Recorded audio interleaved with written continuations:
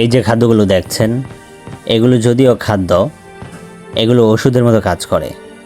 যেমন পালং শাক চোখের জন্য খুবই ভালো, চোখের দৃষ্টিশক্তি বাড়াতে খুবই সাহায্য করে, পাশাপাশি চোখে ছানি পড়তে দেয় না। তারপর আছে করলা। এই করলা ডায়াবেটিস রোগীর জন্য বিশেষভাবে কার্যকর।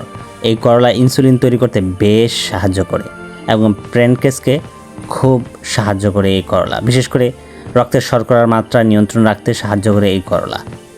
তারপর আছে গ্রিন টি। এই গ্রিন টি মস্তিষ্কের কার্যক্ষমতা অনেক গুণে বাড়িয়ে দেয়, পাশাপাশি মস্তিষ্ককে সতেজ রাখে এবং কার্যক্ষম করে তোলে। তারপর আছে কলা। এই কলার মধ্যে প্রচুর পরিমাণে পটাশিয়াম রয়েছে।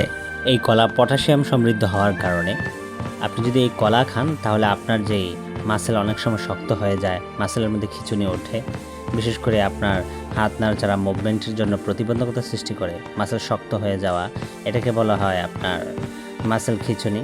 এই খিঁচুনি বা শক্ত হয়ে যাওয়া বা সমস্যার সৃষ্টি হওয়া, এগুলোর জন্য খুব ভালো কাজ করে কলা।